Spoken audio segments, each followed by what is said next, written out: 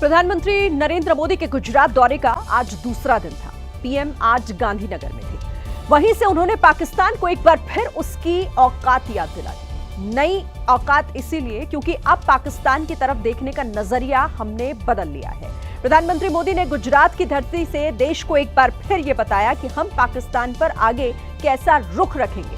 PM ने साफ कहा कि अब हमने देश को चुभने वाले कांटे को जड़ से उखाड़ने का मन बना लिया है, यानी वो कांटा अगर दोबारा चुभा तो काट दिया जाएगा। हमने तय कर लिया है, उस कांटे को निकाल के रहेंगे। पीएम ने ऑपरेशन सिंदूर में मारे गए आतंकियों की लाशों को पाकिस्तान में दी गई वीआईपी ट्रीटमेंट की याद दिलाई। 6 मई के बाद जिनका कत्ल हुआ, उस जनाजे को स्टेट ऑनर दिया गया पाकिस्तान में। पीएम का संदेश साफ था, भारत अब आतंकी घटनाओं को प्रॉक्सी वॉर नहीं बल्कि असली वॉर मानेगा। कि आतंकवादी गतिविधि प्रॉक्सी वॉर नहीं है, ये आपकी सोची समझी युद्ध की रणनीति है। आप वॉर ही कर रहे हैं तो उसका जवाब भी वैसे ही मिलेगा। अब तक भारत के पानी का हक मारकर बैठे पाकिस्तान को हमने जब जवाब दिया तब क्या हुआ वो भी पीएम ने बताया। हमने डैम थोड़े खोल करके सफाई शुरू की, जो कूड़ा कचरा था वो निकाल रहे हैं। इतने से वहां फ्लड आ जाता है। ये लगातार दूसरा दिन है जब प्रधानमंत्री मोदी ने झूठी जीत पर एक दूसरे की पीठ थपथपाने वाली शहबाज मुनीर की जोड़ी को उनकी औकात याद दिलाई। प्रधानमंत्री ने आज एक तीर से कई निशाने छोड़े। पाकिस्तान के साथ उन्होंने इस मुद्दे पर राजनीति की शुरुआत कर चुके विपक्ष को भी आड़े हाथ लिया। प्रधानमंत्री मोदी ने 1947 के बंटवारे का दौर याद किया। गांधीनगर में नेहरू राज में लिए गए फैसलों पर पीएम मोदी ने सवाल उठाए।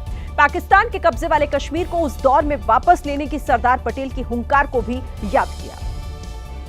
1947 में कश्मीर के लिए हुए संघर्ष के दौरान सरदार पटेल के विजन को सामने रखा और सरदार पटेल की इच्छा थी कि पीओके वापस नहीं आता है तब तक सेना रुकनी नहीं चाहिए। लेकिन सरदार साहब की बात मानी नहीं गई। पीएम ने आतंकवाद पर पिछली सरकारों के रवैये की आलोचना की। जहां मौका मिला वे मारते रहे और हम सहते रहे। सेना की पिछली स्ट्राइक्स का सबूत मांगने वाले विपक्ष पर भी पीएम का बयान आया। 22 मिनट में साथियों, 22 मिनट में उनको ध्वस्त कर दिया। और इस बार तो सब कैमरा के सामने की सारी व्यवस्था रखी थी ताकि हमारे घर में कोई सबूत न मांगे। अब हमें सबूत नहीं देना पड़ रहा है, वो ऊपर वाला दे रहा है। आतंकी ठिकानों को ध्वस्त करने की खुली छूट देने के बाद पीएम ने आज विरोधियों के हौसले पस्त करने वाले बयान दिए। प्रधानमंत्री ने ऑपरेशन सिंदूर का नया वर्जन भी जनता के सामने लाया। इस नए वर्जन को आप ऑपरेशन सिंदूर का आम जनता वाला चैप्टर भी कह सकते हैं। इसमें आपको देश के लिए बॉर्डर पर नहीं जाना, कहीं किसी आतंकी को ढूंढकर उसे नहीं मांगना, सिर्फ विदेशी की जगह स्वदेशी सामान लेने का प्रण लेना होगा। पीएम ने विदेशी सामानों में भी उन छोटे छोटे सामानों का जिक्र किया जो आप आम जिंदगी में हर दिन इस्तेमाल करते हैं। ऐसे सस्ते सामान जो ज्यादातर चीन जैसे देशों से बनकर आते हैं। ऑपरेशन सिंदूर ये सिर्फ सैनिकों के जिम्मे नहीं है। ऑपरेशन सिंदूर 140 करोड़ नागरिकों के जिम्मे। ऑपरेशन सिंदूर के नए वर्जन के तहत पीएम ने लोगों से स्वदेशी माल लेने की अपील की। हम गांव-गांव व्यापारियों को शपथ दिलवाएं। व्यापारियों का कितना ही मुनाफा क्यों ना हो, आप विदेशी माल नहीं बेचोगे। विदेशों से आने वाले छोटे छोटे सामानों का जिक्र कर पीएम ने बताया कि कैसे विदेशी प्रोडक्ट्स हम पर हावी हैं। दुर्भाग्य देखिए, गणेश जी भी विदेश से आ जाते हैं। छोटी आंख वाले गणेश जी आएंगे, गणेश जी की आंख भी नहीं खुल रही है। होली रंग छिड़कना है, बोले विदेशी। लड़ाई के दौरान चीन ने दुश्मन पाकिस्तान को खुलकर समर्थन दिया।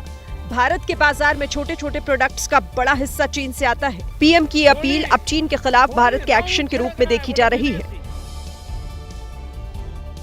प्रधानमंत्री के गुजरात दौरे का आज दूसरा और आखिरी दिन था। आज भी गुजरात में पीएम के रोड शो में चारों तरफ सेना की शौर्य गाथा के साथ देश का झंडा लहरा रहा था। भारत माता की, भारत माता की। पीएम के रोड शो में पार्टी के झंडों से ज्यादा देश के झंडे दिखे। पीएम ने जब बोलना शुरू किया तब भी देशभक्ति का जोश लोगों के मन में भरा। सिंदूरिया सागर की गर्जना और लहराता तिरंगा। लहराते तिरंगों के बीच गांधीनगर में पीएम का स्वागत हुआ तो पीएम को कोई शॉल या श्रीफल नहीं बल्कि पाकिस्तान को पस्त करने वाली ब्रह्मोस मिसाइल का मॉडल भेंट किया गया।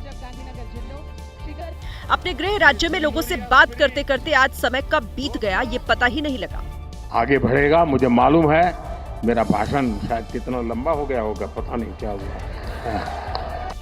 पिछले 2 दिनों से गुजरात की जनता पीएम की लीडरशिप और सेना के शौर्य को सलाम कर रही थी। वंदे वंदे वंदे वंदे वंदे। ग्रेटर नोएडा में एक हॉस्पिटल के लिफ्ट में खराबी की वजह से कई लोगों की जान पर बनाई। करीब आधे घंटे तक लिफ्ट में फंसे रहने के बाद लोगों को बाहर निकाला जा सका। हॉस्पिटल के लिफ्ट में मरीज और अस्पताल का स्टाफ करीब आधे घंटे तक फंसा रहा।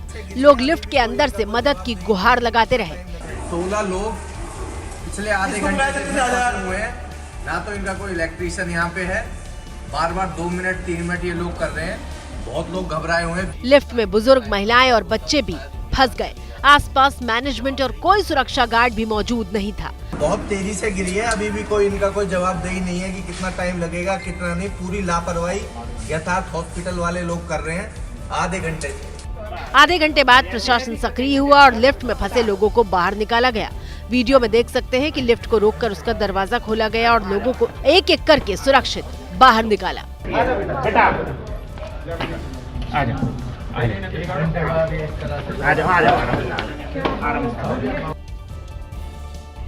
लिफ्ट से जुड़ी जो खबर अब हम आपको दिखाने जा रहे हैं वो हर माता पिता को जरूर देखनी चाहिए। ये खबर आपको हिला कर रख देगी। अगर आपका बच्चा अकेले लिफ्ट में जा रहा है तो कोई भी हादसा हो सकता है। जैसे ही बच्चा लिफ्ट में दाखिल होता है, अपने फ्लोर पर जाने के लिए बटन दबा देता है। लिफ्ट चल पड़ती है। बच्चा थोड़ी देर इधर उधर देखता है और फिर अचानक ही चलती लिफ्ट का दरवाजा खोलने की कोशिश करता है। बीच में जैसे ही लिफ्ट रुकी, बच्चा डर गया और फिर से दरवाजे को बंद कर दिया। बच्चे को कुछ समझ में नहीं आता है तो उसने लिफ्ट चलाने के लिए कई बटन दबा दिए। लिफ्ट अटक जाती है। वो एक बार फिर दरवाजे को जबरदस्ती खोलकर देखता है। लिफ्ट रुकी देखकर बच्चा सहम गया और रोने लगा। सीसीटीवी कैमरे की तरफ देखकर वो मदद की गुहार लगाता है।